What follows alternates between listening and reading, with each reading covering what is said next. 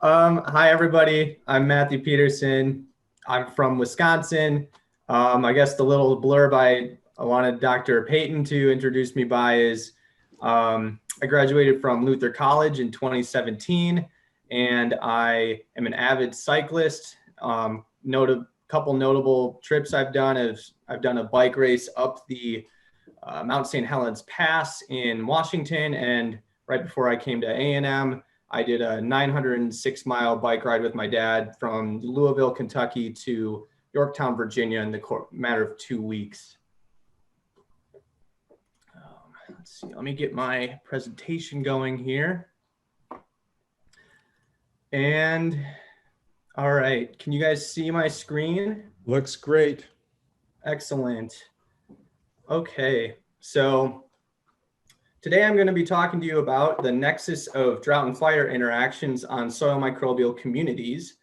And for your optimal viewing, I've left the upper right corner of all my slides blank, so you can place your Zoom windows there and it won't obstruct any figures or text, hopefully. So should be consistent there.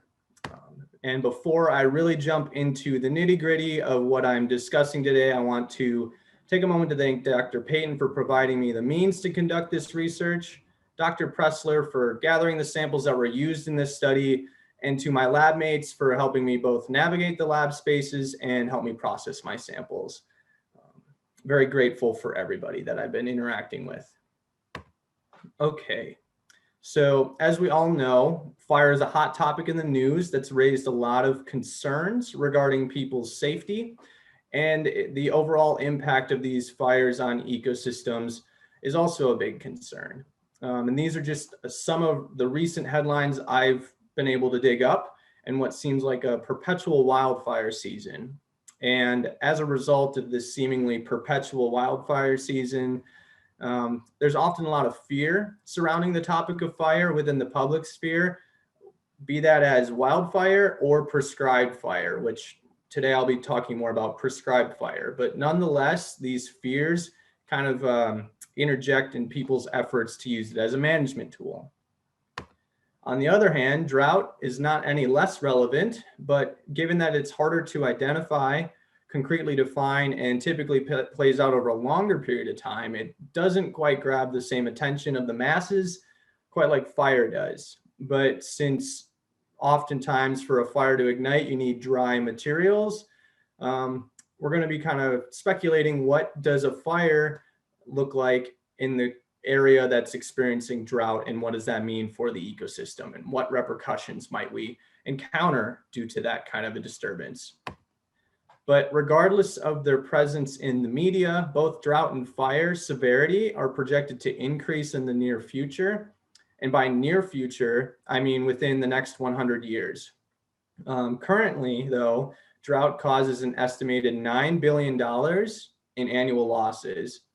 But as for fire risk, you just have to think about it in terms of drought as well. As biomass dries, it becomes a better fuel and has a greater potential to ignite.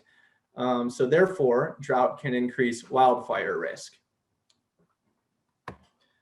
But what do these two things kind of have in common? As you lose moisture, and you're increasing that fire risk from drought, well, let's kind of just touch on water, as it's essential for every living creature. Microbes need water to function, and as soils dry, microbes will either die or become dormant.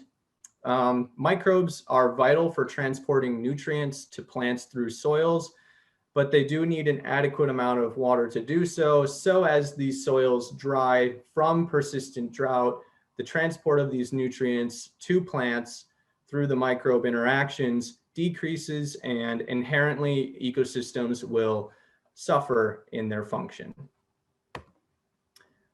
But we're also discussing fire today. So what does fire do to soil microbes? Well, it's highly dependent on the severity of the burn. High intense wildfires that you might see in the news might have a more severe impact in the immediate term and long term on soil microbial communities by negatively like reducing their biomass and enzyme activity. Prescribed fires can do this as well, but again, it all comes down to overall intensity of the burn itself.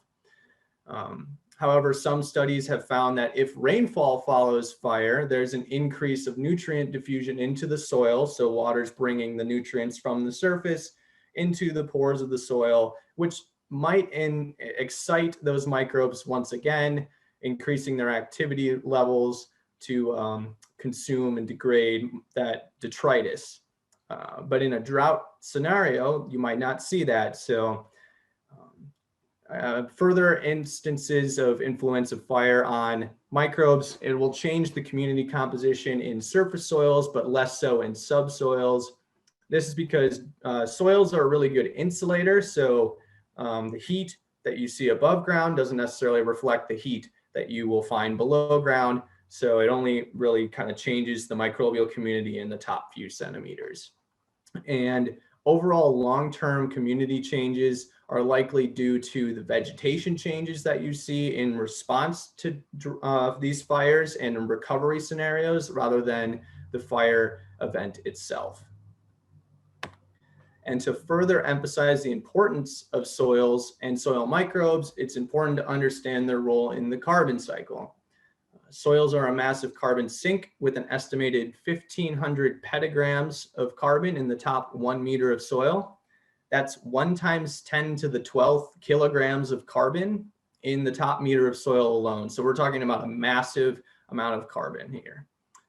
But plants act as the primary vehicle, moving carbon into soils, inputting upwards of 60% of their photosynthase into the surrounding soil. And additionally, and as a response of that, soil is teeming with life, harboring millions of microbes in every gram of soil. So if you pick up a handful of soil, you have millions, if not billions, of different microbes living in that small amount. Well, let's bring this to perspective of where we might want to look and study these interactions. With that amount of carbon in the top meter of soil in mind, we need to shift our attention to the importance of grassland and savanna ecosystems. So on this map in yellow and orange, you can see where the distribution of global grassland and savanna ecosystems are, and that amounts for roughly 20% of Earth's surface in that kind of ecotype.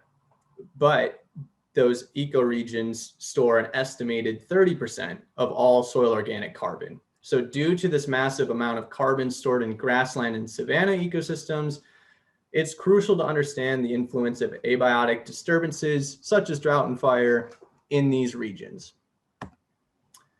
And a lot of what I kind of led up front about were wildfires. Now I need to discuss prescribed fires more specifically. Prescribed burns have been and will be a common natural disturbance in grassland and savanna ecosystems, and they were suppressed upon European settlement. So we're working to bring back those fire regimes that were once present in these particular regions. It is an important tool to use to combat woody encroachment in grasslands and savanna ecosystems. And like old growth forests, there's a new kind of introduction of these ideas of old growth grasslands. And that means they've evolved with fire. So those environments you see, while frequent fires may happen, it's part of the natural ecosystem cycle that's been around for millennia. So it's also important to upkeep those ecosystems like you might upkeep an old growth forest. So therefore, prescribed burns are important for the upkeep of these ecosystems. So it's not groundbreaking when I say ecosystems are full of complex interactions, but research often only looks and isolates one variable at a time. And this is not exclusive to drought and fire, but drought and fire have often been studied independent of each other. And there are surprisingly few studies that investigate their interactive effects on ecosystems at any level, both above and below ground. Fewer yet have assessed the impact of drought and fire on soil microbes and enzyme activity. Therefore, in order to reach a greater understanding of environmental complexities, research needs to move towards and needs to match environmental complexities by complex research itself. So with 30% of the world's carbon stored in grassland and savanna ecosystems, we found it especially important to investigate drought and fire in this specific ecoregion. And this brings us to the objectives of our study, which are we wanted to determine how antecedent drought and prescribed fire affects microbial abundance, composition, and activity in response to a fire event. We also wanted to quantify extracellular enzyme activity and microbial biomass. And lastly, we wanted to identify the microbial diversity to assess the response of microbial communities to these disturbances. And these are our hypotheses. We hypothesized that drought will reduce microbial biomass and have the lowest diversity, as well as a low amount of extracellular enzyme activity due to the reduction of soil moisture limiting their access to nutrients. As for fire, we hypothesized that it will reduce microbial biomass on ignition, so at the start of that burn event, but it will have greater diversity than the drought treatment based on the addition of fresh nutrients to the soil immediately after burning, while having no long-term decrease in soil moisture. And then as for the drought and fire interaction, together we hypothesized that it will result in the greatest reduction of microbial biomass and enzyme activity due to a loss of soil moisture from ignition again and persistent drought conditions.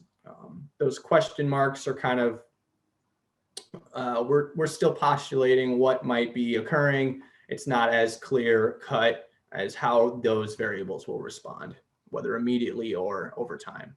So let's now get into what research I've been conducting over the last year and a half. All right. So the plots that we had were located at the Texas A&M AgriLife Sonora station in West Texas.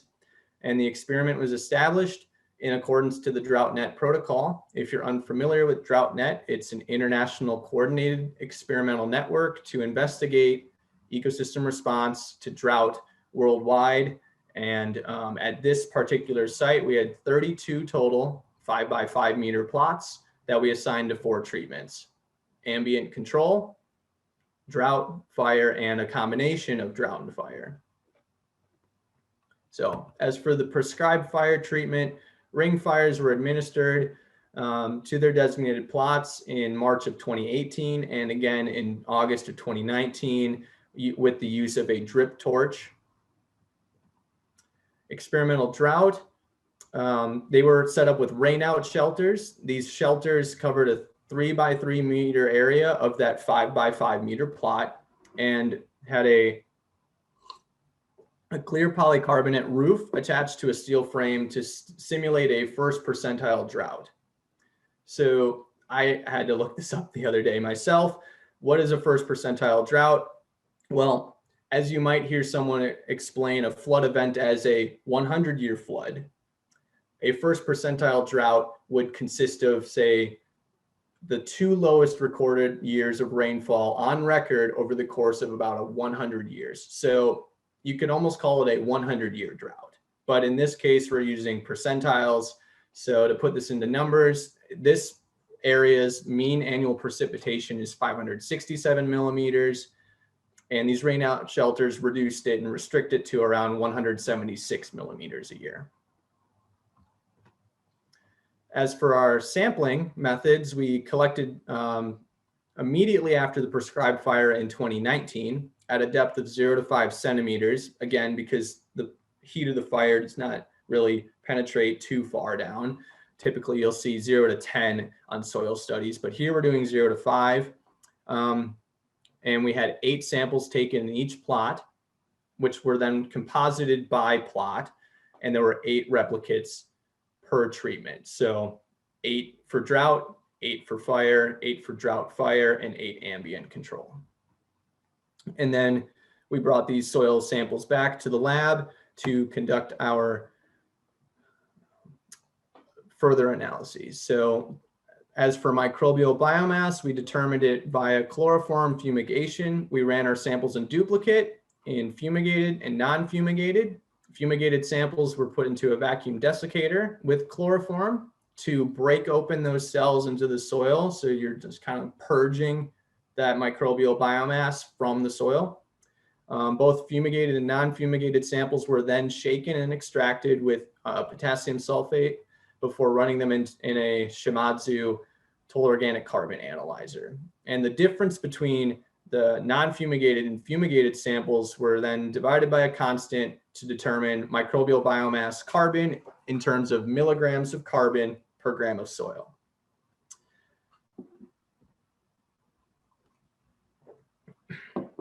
To determine enzymatic activity, we used a fluorometric enzyme assay, and we used MUB fluorescent linked substrates to test for these 5 enzymes: beta-glucosidase, cellobiohydrolase, xylosidase, phosphatase, and N-acetyl glucosamidase.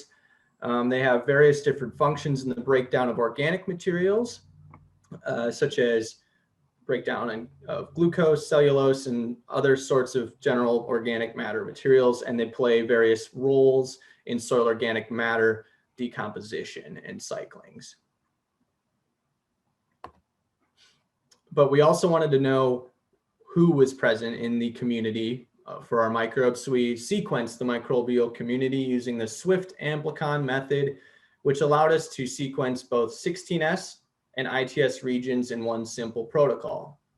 We used a single pool of 7 amplicons that covered regions V1 to V9 of the 16S bacterial gene, and ITS1 and ITS2 of the fungal gene. We used these regions because they're highly conserved in both bacteria and fungi. Therefore, what we get in return from the sequence facility, we know will be strongly representative of what is in our actual samples. And we additionally did some general soil measurements, such as pH, soil moisture, bulk density, and soil organic carbon. So let's dive into our actual results. We saw no effect of drought or fire on the general soil properties. We got in the first panel here, soil moisture by treatment, pH by treatment, and bulk density by treatment, all of which show insignificant response to drought or fire, or the combination of both, which is quite interesting.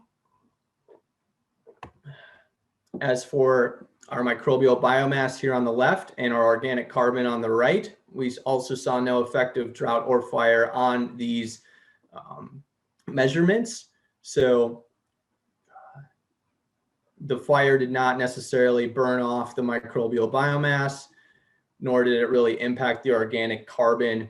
As for drought, you might have a kind of a period of a stasis where nothing really happens and it just remains roughly the same. And the combination of the two there then might not have really had a negative impact on what we're seeing here. We also wanted to look at the enzymes, as I mentioned, and I'm showing you 2 of the 5 here because, surprise, surprise, none of them returned any significant results. We got beta-glucosidase and phosphatase here. In response to the treatment, there was no change. And to further kind of reiterate it for all 5, none of them had any significant response to drought or fire or any of the treatment combinations, really. But this doesn't mean there aren't important players in the community that might be the reason behind we're seeing no response here. So we're going to look at our species diversity. We measured alpha diversity, which is here on the left, to check the diversity of the bacterial communities within each treatment. And then on the right, we checked our beta diversity, which was also measured to assess diversity between the treatments. Beta diversity is a great measure to see if these communities are sensitive to changes.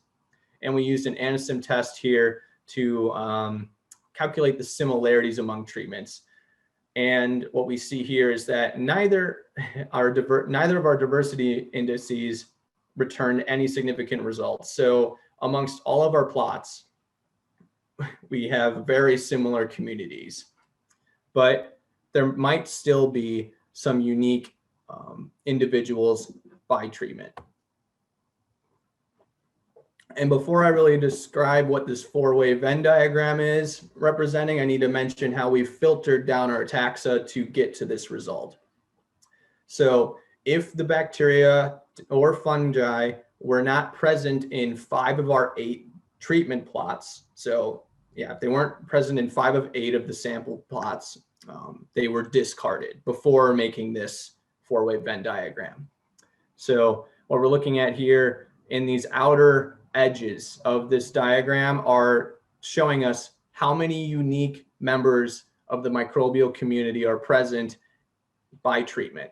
And since drought and fire have the highest amount of uniques, we're going to dive into that a little bit further. This is a visual representation of the differential abundance of unique bacteria.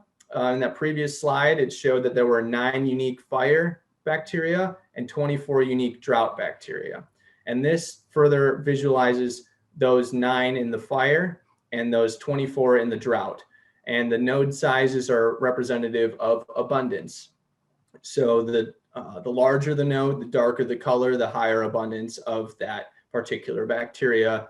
And we can see the taxonomic breakdown. But don't need to look too closely at it. It's more of a good visual representation. And how we're going to further break it down yet, the drought treatment had both gram-positive and gram-negative bacteria. And why might this be important to consider? Gram-positive versus gram-negative. Well, gram-positive have a thick peptidoglycan layer, whereas gram-negative do not. Therefore, gram-negative bacteria tend to be more susceptible to drought or the lack of water in the environment. So if we can understand and quantify how many of these members in the drought condition are gram-positive and gram-negative, we might start being able to make some conclusions about what's happening here in this environment.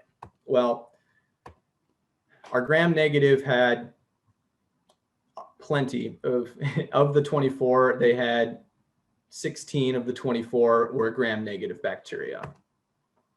8 of which of the remaining 24 were gram-positive. So this starts to kind of indicate that these plots are drought tolerant already, and they have members in the community that uphold that drought tolerance. And that's kind of what we're looking at here as far as the abundance of gram-positive to gram-negative bacteria. But let's also look at the fungi now. Same style of Venn diagram, same representation, same filtering. And there's far fewer, which is typically expected from your fungal communities. And since these are the only 2 treatments that had unique fungi, we're going to look at those a little bit more closely. Similar style tree, node size represents abundance. And these actually look a lot more similar to each other, just fewer abundant in number on the control end. So our control versus drought treatments have drought tolerant taxa, both of them. Specifically, drought tolerant endophytes, that's interesting. Our dithidiomycetes and sordaromycetes are present in both our control treatment and drought treatment. Now, both of these fungi have been, there's studies that show that both of these fungi are good symbionts with plants that aid in drought tolerance. So again, we have an indication that these plots have drought tolerance. If the control treatment has these present, that means overall, this semi-arid savanna is already prepared for drought environments. And this brings us to our conclusions. And while you might be saying, well, there aren't really any strong results, sometimes no results still have good meaning to them. What we can now pull away from all of this is that semi-arid savannas exhibit drought tolerance. And this tolerance, as I just explained, is reflected in the microbial community. And the main takeaway I want you to have here today is that prescribed fire can continue to be used without concerns of negatively impacting soil microbial communities, even in drought conditions. So I want to thank you for listening to my presentation, and I'm excited to hear what questions you might have for me. Great presentation. Very interesting stuff. Very interesting. Questions? We have time for maybe 2 or 3 questions. I have a quick question. Yes. So since it looks like a lot of your soil health results are similar across treatments, likely because of these taxa that are used to drought and fire, would you potentially expect different results in terms of treatment significance if you were applying the same study to, say, a location that didn't regularly undergo drought or fire? I would, because I believe that would probably have a stronger impact on the vegetation. And I believe that, well, if you're in a forested area, you might have a thicker organic layer, and that might burn a little bit more intensely or longer, which might have longer changes to the microbial community as well. So if you transplanted this study to a different environment than semi-arid savannas or grasslands, I would say, yes, I would expect to see some changes, but it would also be dependent on environment. Looks like you got a question in the chat, Matthew. Oh, all right. Which sequencing platform did I use and how did I analyze? So the Swift Amplicon method looks at both 16S and ITS, and we threw it into a Illumina MySeq platform.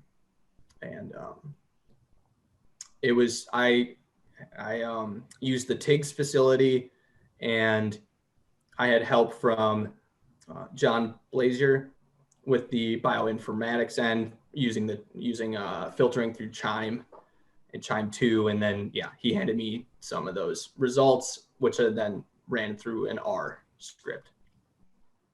Thank you for the question. I have a question.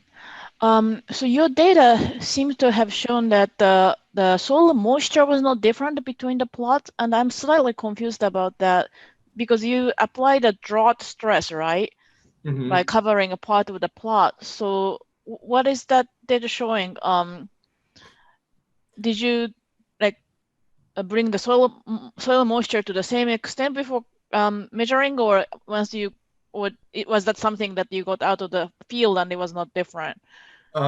So it is the site's on a little bit of a slant, so sometimes any rainfall might have traveled across the ground down to certain. But on top of that, this is a good question. Thank you. We had to reconstruct the rainout shelters in the summer of 2019 because I think there was a tornado that literally knocked everything over with a freak rainfall event. So yeah, that might really have a strong influence on why we're not seeing a change. But okay, as they had been sitting in drought conditions for, I think, at least a year prior. And then perhaps the drought treatment was not as harsh as you had hoped? Yes. Okay, I see. And I guess that kind of reiterates how quickly microbes can respond to soil moisture additions. All right. Thank you. Maybe you could include tornado as a covariable. Anyways, good job with that, Matthew. I think we have to move on to our next speaker. So